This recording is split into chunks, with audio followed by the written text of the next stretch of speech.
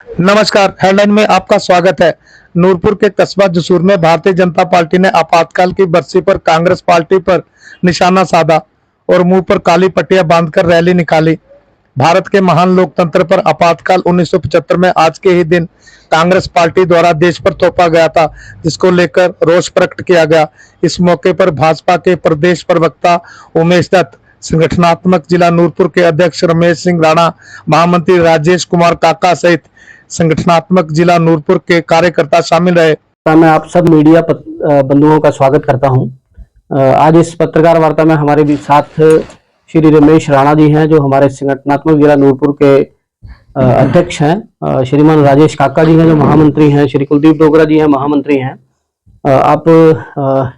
आज भारतीय जनता पार्टी पूरे देश में 25 जून 1975 को तत्कालीन कांग्रेस सरकार ने जिस तरह से लोकतंत्र की हत्या कर इस देश पर आपातकाल लागू किया था और इस देश को तानाशाही में धकेला था, उसके विरोध में काला दिवस के रूप में पूरे देश में मना रही है। आज नूरपुर में भी जसूर चौक पर मुंह पर काली पट्टियां बांधकर एक मौन जुलूस जो है, इस काले दिवस को मनाने के लिए भारतीय जनता पार्टी के कार्यकर्ता जुटे थे, अपना विरोध दर्ज करवाया। जिस तरह से उस दौरान लोकतंत्र की हत्या की गई, राजनीतिक कार्यकर्ताओं के साथ साथ आपातकाल का विरोध करने वालों को जेलों में ठूसा गया। Maintenance of internal security act Misa के अंतर्गत राजनीतिक लोगों का शोषण किया गया, उनको प्रताड़ित किया गया।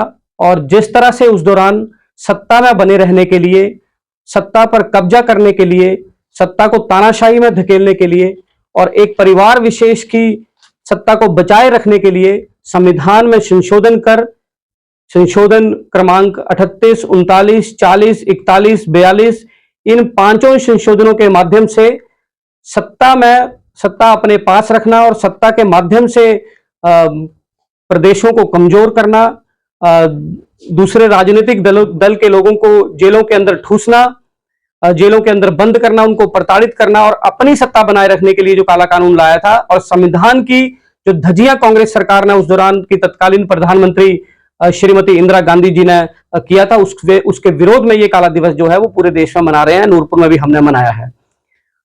बंधुओं, उस दौरान का जो संशोधन संविधान में किए गए, संविधान को ताक में रखा गया।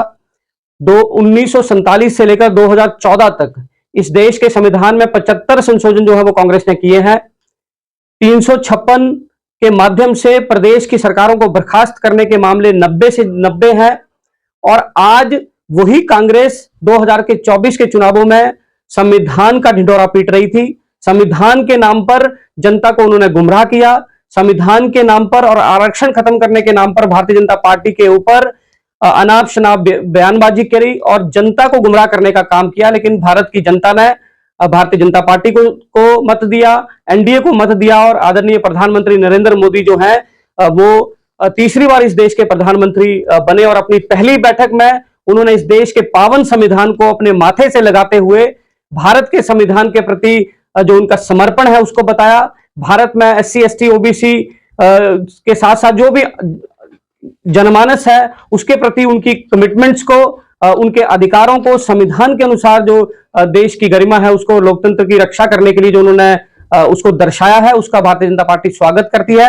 और कांग्रेस ने जिस तरह के हथकंडे जो हैं वो संविधान के साथ छेड़छाड़ के इतिहास में किए हैं वो शोभनीय नहीं है।